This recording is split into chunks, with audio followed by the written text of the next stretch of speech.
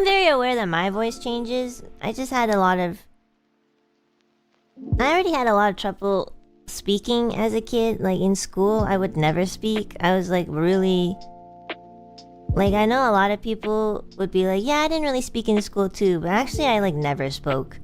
Like I was too anxious to speak. I had a lot going on back at home. So going to school every day anxious was like it made me even more anxious. So I literally never spoke. And when I did speak, nobody could ever hear me. To the point where if I had to like present, you know, if I had to present something in class and stuff, I could never do it because I was just too anxious. A lot of the times my teachers would be nice and ask me to present to them just solo after school, and that's how I would kind of pass.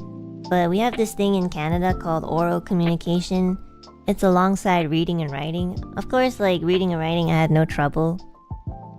But with oral communication, I never passed it because oral communication is probably the easiest for most people, because all you really have to do is participate in class. Like all you have to do is raise your hand, do class presentations. It wasn't really about like doing things right or giving the right answers. It was just the fact that you participated in class and they grade you on that, and I never got over like 50% on that because I was too anxious.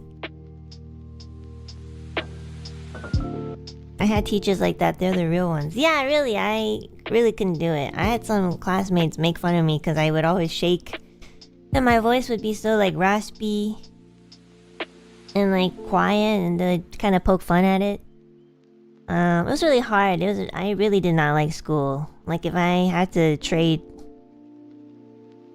anything for it, I probably would. School was a very difficult time. It was a time where I was like, what the fuck is wrong with me?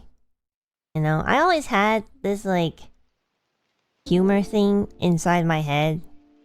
You know, like the way that I talk to you guys. Maybe a little less cynical, but like I always, you know, had a huge... Pretty much like a huge, like... I was pretty conscious, you know? It's not like I wasn't thinking about anything in my head, but I could never get it out, you know? I was too anxious.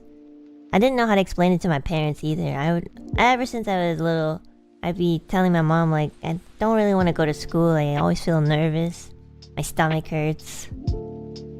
My voice doesn't feel good. You know when you, like, feel, like, really anxious, like, certain parts of your body hurts? For me, it was always my stomach and my voice.